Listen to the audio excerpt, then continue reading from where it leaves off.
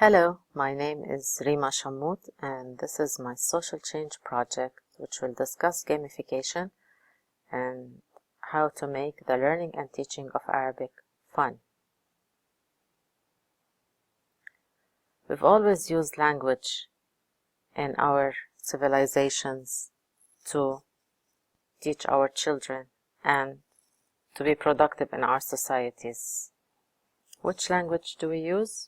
Well, basically it depends on where the person was born. This is why the diversity of the languages in this world is fascinating. If you're born in Italy, then you would speak Italian and you would learn Italian as your native language. The same goes for Germany. And we know of so many cultures that take so much pride in their languages and in their heritages that it becomes very impressive.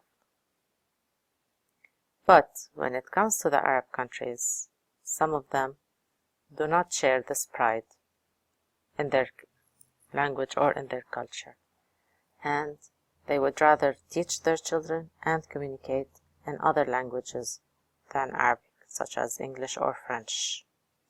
But why do we do that? I would like to invite you to watch this video and think about what is being said in it.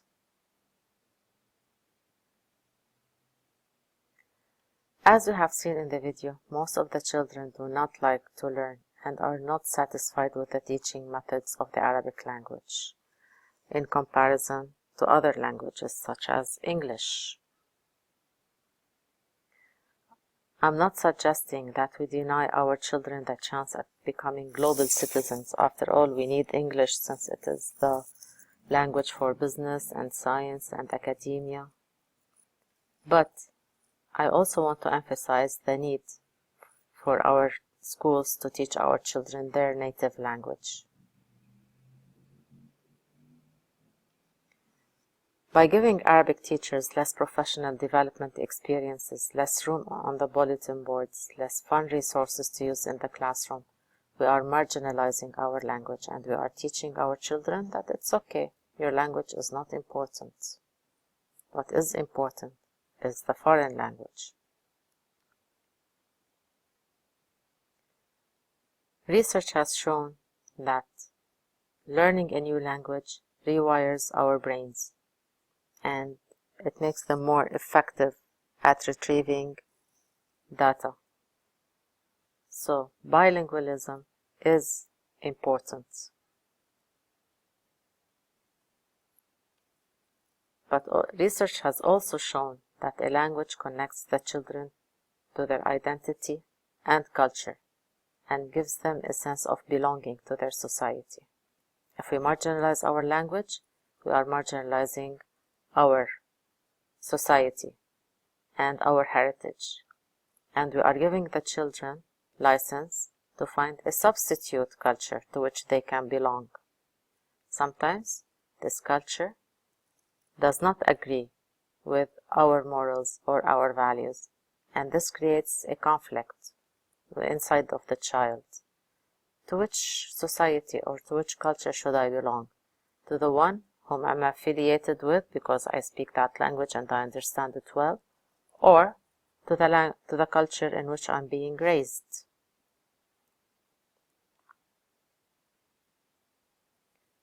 Therefore, the problems of the Arabic teaching practices are outdated teaching skills and curricula. As we have seen in the video, the teachers are still using traditional teaching methods.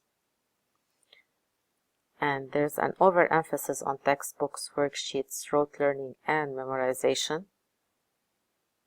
There's also the boring content that does not relate to today's children.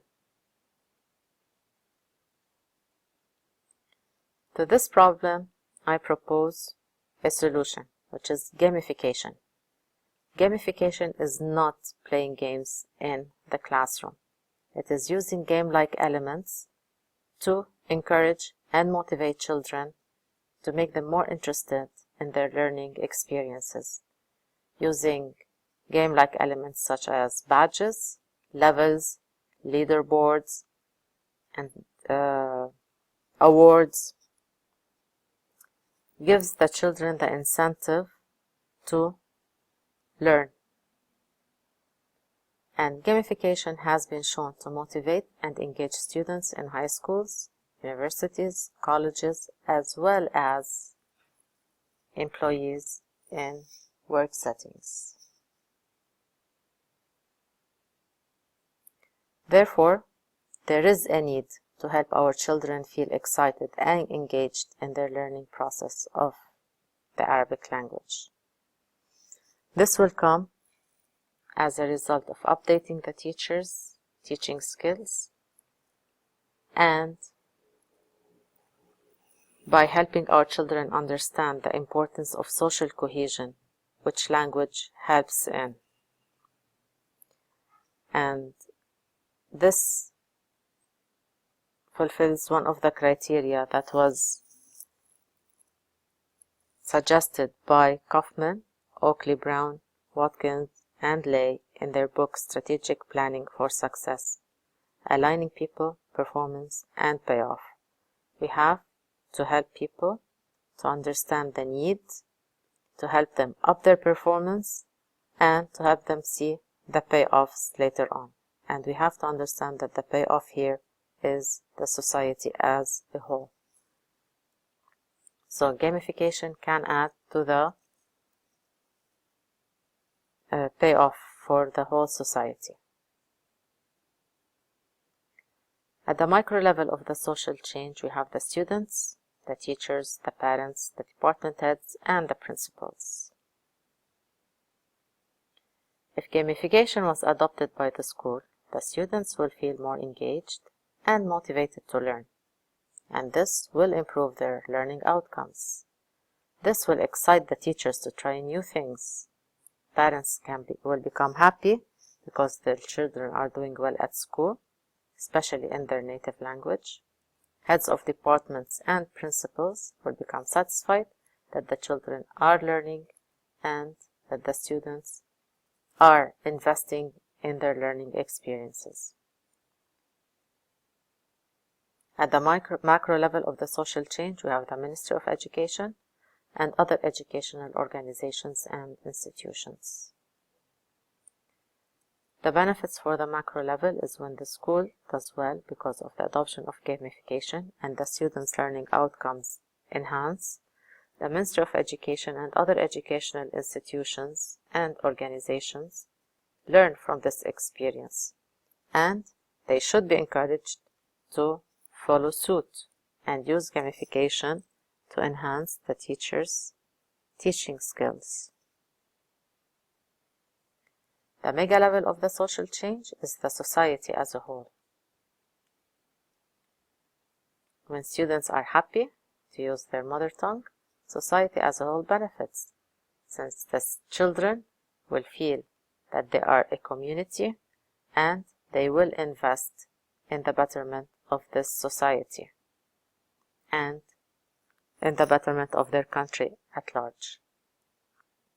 So here, the need is real, and it's not a fad that will disappear after a few months or a few years. We need to update the teacher skills to help them teach the children in new teaching methods, using new teaching methods that are suitable for the 21st century. Of course, there will be resistance from the teachers who will not have the know-how or the experience or the tools to implement the change. The parents, heads of departments, and principals who might think that the children are playing useless games at school and hence they are wasting their time. The Ministry of Education might be afraid that the students' performance on the standardized tests will drop, so they will not want to change the status quo. The available data that I have is the informal interview that I have done with the children in the video, and I have asked so many kids that I've come across about their perception of the Arabic language, and most of them say that they do not like it. But more data is required on a bigger scale to understand this phenomenon of not liking the Arabic language more. To this end, I will need to collect data about the levels of motivation and engagement of the children in their Arabic classrooms before and after gamification. I will also need to gather the teaching data on the teaching practices of the Arabic teachers, and I will need to gather the learning outcomes of the students before and after the gamification. I will also need to check how teachers perceive gamification and if they will be happy to try it in their own classrooms. The data collection methods that I will use is surveys, where I will ask the teachers about their teaching skills, interviews, in which I try to understand more about the teaching skills of the teachers and what are their needs, observations of students and of teachers, and focus groups of teachers. The actual cost of eliminating the gap is not financial, it is moral, because the students will be more invested in their learning processes, teachers will be more invested in updating their teaching skills, and parents will be more invested in helping their children learn their native language. Principals will be happy to have more rounded students who are loving their learning experiences, and society as a whole will grow stronger because its children feel as a united community, and they will work better to enhance the country as a whole. The gap of not reducing the gap, the cost of not reducing the gap is, well, we will have disassociated children from their society, and they will look to other cultures to emulate them and to imitate them. Society will lose its values, morals, and culture as a result of losing the loyalty of its children.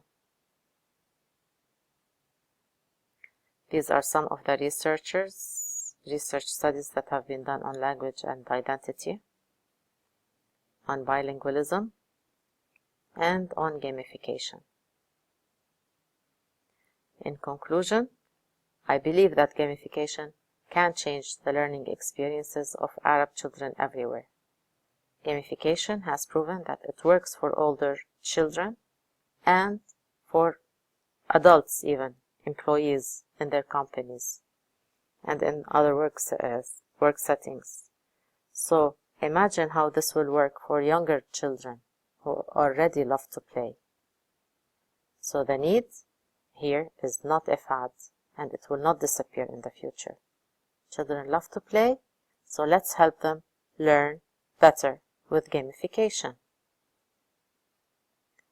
Thank you for watching my presentation.